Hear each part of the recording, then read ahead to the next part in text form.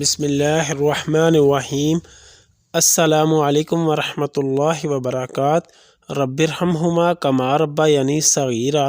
اے میرے رب، میرے ماں باپ پر اس طرح رحم فرما جس طرح انہوں نے بچپن میں مجھ پر کیا تھا۔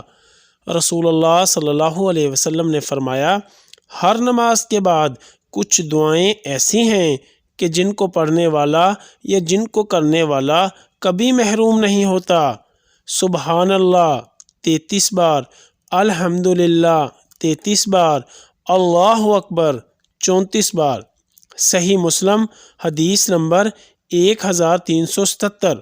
حضرت ابو ہریرہ رضی اللہ عنہ سے روایت ہے کہ رسول اللہ صلی اللہ علیہ وسلم نے فرمایا، جس آدمی نے ہر نماز کے بعد 33 مرتبہ سبحان اللہ، 33 مرتبہ الحمدللہ اور 33 مرتبہ اللہ اکبر کہا تو یہ 99 کلمات ہو گئے، اور 100 کا عدد پورا کرنے کے لیے لا الہ الا اللہ وحدہ لا شریک لہ لہ الملک ولہ الحمد وہو علی کل شیء قدیر کہہ لیا تو اس کے سارے گناہ معاف کر دیے جائیں گے، چاہے وہ سمندر کی جاگ کے برابر ہوں۔